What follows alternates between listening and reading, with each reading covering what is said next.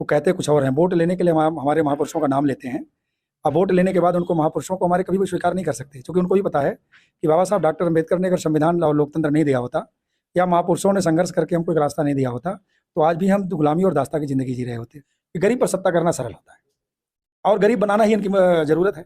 आप गरीब होंगे तो 5 किलो अन्न के लिए टलेंगे, गरीब होंगे तो कॉलोनी के लिए टलेंगे। और आपके सामने कि हम शूद्र हैं तभी तो हमारे साथ व्यवहार कर रहे हो, तो इसका जवाब योगी जी को देना चाहिए, जवाब से तो नहीं भागना चाहिए। इसलिए अब आपके पास लोकतंत्र में एक ताकत है, वो वोट का अधिकार, उसका आप अपने भाग्य के लिए, अपने भविष्य के लिए इस्तेमाल करें। सभी साथियों को जय भीम जोहार। मैं हूँ विवेक राणा। हमारे साथ हैं मेजा विधानसभा प्रयागराज में, जो कि मेजा विधानसभा है, वहाँ के विधायक जी हैं हमारे साथ, संदीप पटेल जी।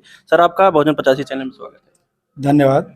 सर, हम बात करेंगे आपकी ही विधानसभा में अभी आपने स्मृति द्वार लगाए, जिसमें तमाम बहुजन महापुरुषों के जिन्होंने देश के मजलूमों के लिए लड़ाई लड़ी, उनके स्मृति द्वार बनाने का काम किया, लेकिन कुछ जातिवादी मानसिकता के लोगों ने वहां पर उसका विरोध किया। तो सर, आज अमृत महोत्सव मनाया गया, 75वां अमृत महोत्सव, लेकिन बहुजन महापुरुषों को, बाबा साहब अम्बेडकर हो गए, तमाम बहुजन महापुरुष, उनका विरोध आज के वर्तमान में इतना ज्यादा विरोध क्यों? इसी आज़ाद भारत के इतिहास में आप लोग भी जानते होंगे, लोकतंत्र इतना ताकतवर होने के बावजूद भी, संविधान होने के बावजूद भी, उत्तर प्रदेश में हम लोगों के नेता आदरणीय अखिलेश जी जब मुख्यमंत्री थे और जब उनको दूसरे लोगों की सरकार बनी, तो उन्होंने कैसा व्यवहार किया, चाहे वो गंगा जल से कुर्सी धोने का सवाल हो, चाहे उनके ऊपर आरोप लगाने का सवाल हो, वो मेरे ख्याल से पूरे प्रदेश की जनता से छिपा नहीं है। वो कहने के लिए, उनके कथनी और करनी में बहुत फ़र्क है। वो कहते कुछ और हैं। वोट लेने के लिए हमारे महापुरुषों का नाम लेते हैं। अब वोट लेने के बाद उनको महापुरुषों को हमारे कभी भी स्वीकार नहीं कर सकते, क्योंकि उनको भी पता है कि बाबा साहब डॉक्टर अम्बेडकर ने अगर संविधान और लोकतंत्र नहीं दिया होता, या महापुरुषों ने संघर्ष करके हमको एक रास्ता नहीं दिया होता, तो आज भी हम गुलामी और दास्ता की ज़िंदगी जी रहे होते। और उसी तरफ ही हमको पुनः ले जाना चाहते हैं, इसलिए हमारे इतिहास पुरुष को कभी स्वीकार ही नहीं करेंगे। जी, तो आपके विधानसभा में इतना बवाल क्यों? विधानसभा में ही नहीं, आज पूरे प्रदेश के अंदर, चूँकि धीरे धीरे हम लोगों ने भी ये महसूस किया कि, या ये सत्य भी है कि जिस समाज का इतिहास नहीं होता, या जो अपने इतिहास को नहीं जानता, वो आगे किसी के पदचिन्हों पर नहीं चल सकता। और सही है कि जब अपने महापुरुषों के संघर्षों को हम लोग पढ़ते हैं और महसूस करते हैं, तो निश्चित रूप से वो हमें अपने असली देवता के रूप में दिखाई पड़ते हैं, और लगता है कि अगर ये नहीं होते तो मैं समझता हूँ कि आज हमारे हालात बहुत ख़राब होते। और लोकतंत्र में, चाहे जिस दल में, चाहे जिस पार्टी में, अगर आज गरीबों को लड़ने का और जीतने का मौका मिला, आप अंदाज़ा लगाओ कि अगर लोकतंत्र नहीं होता, वोट का अधिकार नहीं होता, तो जो वोट दे नहीं सकते थे वो कभी वोट ले करके लोकतंत्र में नहीं पहुंच सकते थे। लेकिन ये जो हमारे महापुरुषों ने दिया, और ख़ासतौर से मेजा विधानसभा में एक कथित मानसिकता थी, लोगों के दिमाग में एक भ्रम था, और लोग उसी भ्रम के आधार पर, जो गरीब थे, पिछड़े थे, दलित थे, जो हजारों हजार की संख्या में लाखों वोट दे करके अपने निजी सवालों पर, निजी ज़रूरतों पर, जैसे 5 किलो गेहूं का सवाल आता है, कॉलोनी का सवाल आता है, तो गांव वाला व्यक्ति ये महसूस करता है कि अगर ये रहेगा तभी हमारा पेट पर्दा चलेगा। लेकिन अगर वो पढ़ लिख लेगा, सस्ती शिक्षा होगी, पढ़ लिख लेगा, तो निश्चित रूप से राजनीति की बात करेगा और ताकत की बात करेगा और सवाल खड़ा करेगा। सवाल ना खड़ा करे, इसलिए इस तरह के अन्याय और इस तरह की घटनाएं लगातार घटित हो रही हैं। सर, बेरोजगारी को लेकर काफी देखा जा रहा है कि बेरोजगार युवा अब यूनिवर्सिटियों से बेरोजगार निकल रहे हैं।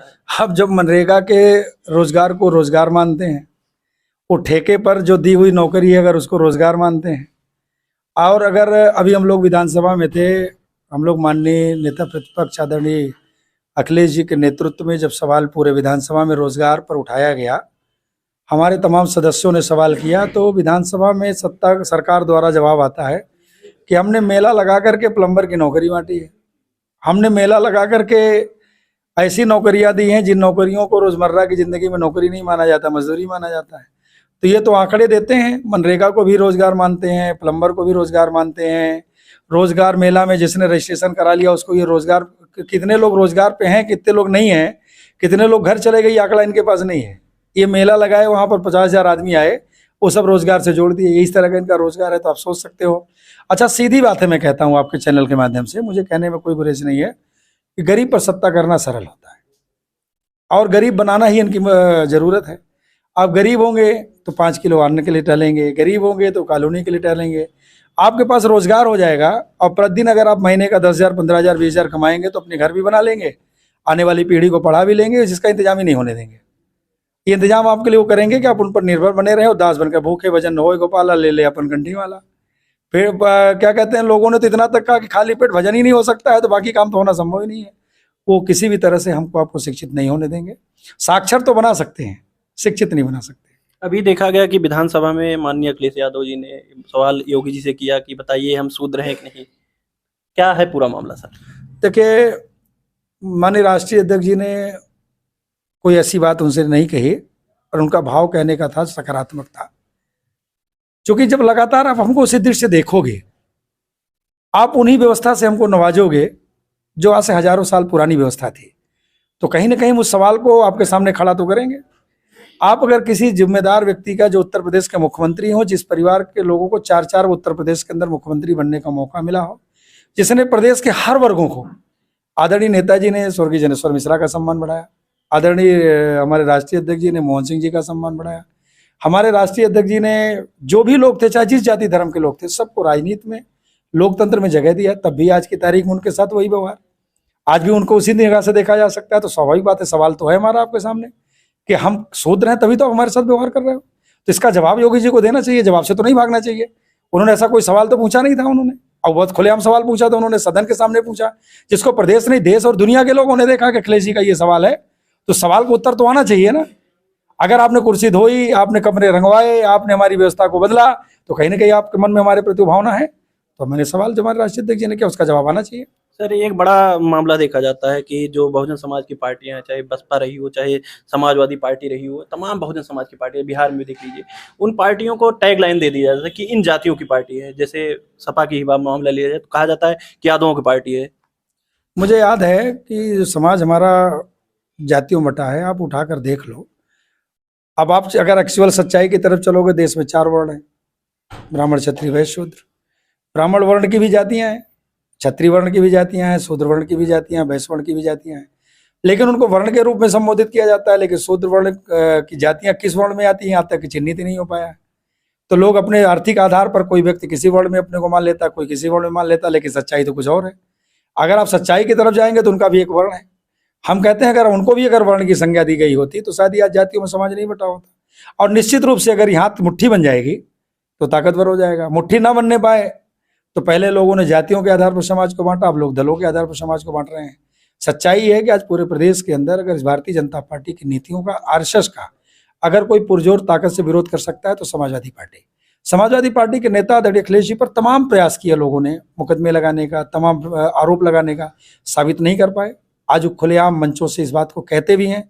हम लोगों को भी फख्र होता है कि जिस नेता के साथ हम लोग काम करते हैं, जिस पार्टी में काम करते हैं, उससे अच्छी पार्टी, उससे अच्छा नेता आज देश की राजनीति में कोई नहीं है। लेकिन अखिलेश जी ने भी संदेश दिया है कि उनको भी जेल में डाला जा सकता है। अब आपने तो आज देख लिया राहुल जी का, आपने देख लिया आजम साहब का, तो अदालतें चला रहे हैं। लोगों को डर लगता है सही बोलने में। आप लोगों को भी जेल में डाला जा सकता है। कुछ भी हो सकता है। राजनीति में ताकत में आपको ना आने देने के लिए मैंने आपसे पहले कहा, गरीब और अशिक्षित पर सत्ता करना सरल होता है। आप पढ़ोगे, रोजगार करोगे।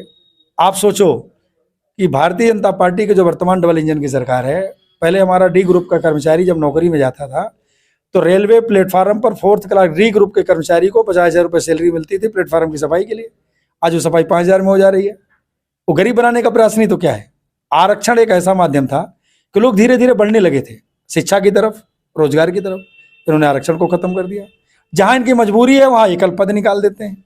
अब तो इन्होंने ये भी व्यवस्था लागू कर दिया कि आरक्षण के लोगों को बता देते हैं कोई ऐसा व्यक्ति नहीं था जिसको इसमें नौकरी दिया जा सके। अब तो योग्यता भी उन्होंने अयोग्य के आधार पर उन्होंने आरक्षण खत्म कर दिया। तो आप भी जानते हो, हम भी जानते हैं कि जब इन्होंने बाबा साहब के संविधान का ही विरोध किया, समाजवाद शब्द इन्होंने खत्म कर दिया। समाजवाद कितना बड़ा संदेश देता है इस देश और दुनिया को। बिना समाजवाद के रामराज का क्या औचित्य है।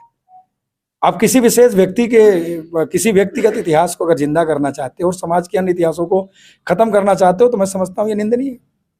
जी, अभी स्वामी प्रसाद मौर्य जो कि सपा के राष्ट्रीय महासचिव हैं, उनके द्वारा सिर्फ रामचरितमानस के कुछ ही चौपाइयों का विरोध किया गया, लेकिन मीडिया का अगर देखेंगे, अब वहां पर जाकर मीडिया ने ऐसा प्रोपेगेंडा किया कि पूरे रामचरितमानस का या हिंदू धर्म के खिलाफ है। तो मीडिया का क्या रोल देखते हैं सर? मैं जहाँ तक समझता हूँ कि मेरे नेता का पूरा स्पष्ट बयान आ गया, इस पर हम लोगों को बहुत बहस में नहीं पड़ना चाहिए, क्योंकि मेरे नेता ने, राष्ट्रीय अध्यक्ष जी ने साफ साफ बात कह दी है और सदन में भी बात उठ चुकी है। कई चैनलों से हमारे आदरणीय स्वामी प्रसाद मौर्य जी ने भी उस बात को कह दिया है, तो बार बार उस बात को कहने से कोई फायदा नहीं है। चूंकि हमारा राष्ट्रीय कार्य सम्मेलन था, उसमें भी तमाम फैसले हो गए हैं कि हम तो सब धर्मों का सम्मान करने वाले लोग हैं, लेकिन सत्य को सत्य कहा जाएगा और गलत को गलत कहा जाएगा। जी साथियों, बहुत बहुत धन्यवाद। हमारे साथ सर ने बहुत अपना बहुमूल्य समय दिया, इसके लिए सर आपका बहुत बहुत धन्यवाद। आपको बहुत बहुत धन्यवाद। और आप सबके समाज में उपयोगिता बहुत है और इस उपयोगिता को बनाए रखेंगे तभी समाज आगे बढ़ पाएगा।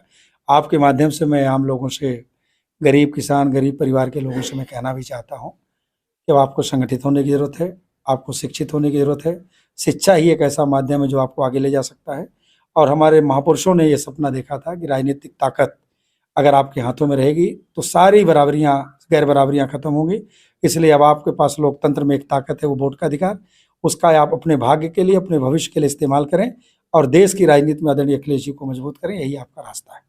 साथियों, आपको अगर वीडियो अच्छा लगा तो वीडियो को लाइक करें और ज़्यादा से ज़्यादा ग्रुपों में शेयर करें, और चैनल को सब्सक्राइब नहीं किया तो चैनल को सब्सक्राइब